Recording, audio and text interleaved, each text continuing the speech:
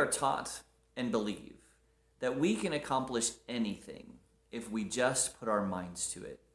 We are convinced that if we just try hard enough, we can burst through any difficulty, any challenge, anything that's ahead of us. Now, I am a big proponent of working hard. I'm a big proponent of not giving up, of just pushing through until the task is complete.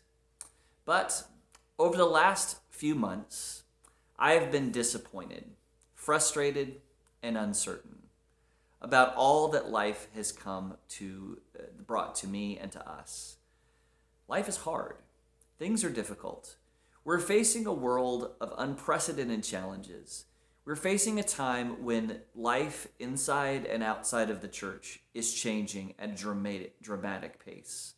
The things we were taught, the things that we know, and the skills that we've obtained may not be enough to meet these challenges.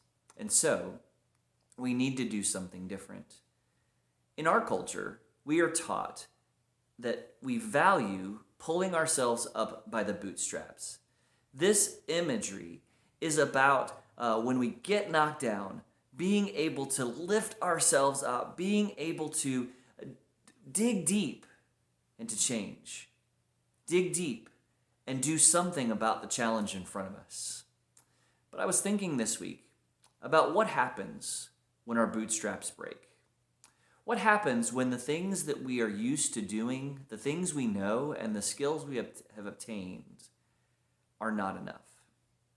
Well, this is when the Bible and our faith and the Spirit of God truly helps us. In Psalm 46, verse 10, there's a tremendous passage that reminds us of an alternate idea, an alternate reality to what we normally think about, of our own ingenuity, our own strength, and our own knowledge. In Psalm 46, verse 10, it says, "Be still and know that I am God."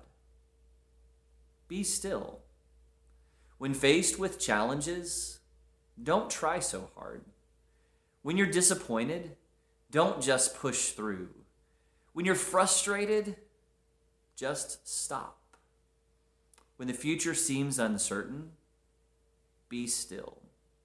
But in the stillness, you are invited into something greater. You're invited to deeper knowledge. In the stillness, we're invited to know that God is God and we are not. This is hard for us to admit.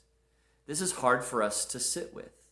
This is hard for us to understand because we've been taught, we've been trained, and we've been convinced that if we just work harder, everything will get better.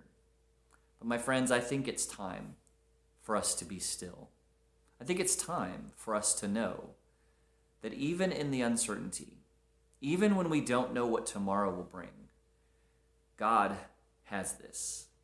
God is not done with you. God is not done with me. God is not done with this church. God is not done with your faith. God continues to work, move, and transform us. So today, I want to invite you to be still. To don't grab for those bootstraps. They're probably going to break anyway. Grab on to your faith. Grab on to God. Be still and know. Be still and know that God is God. Embrace your faith today. Pray.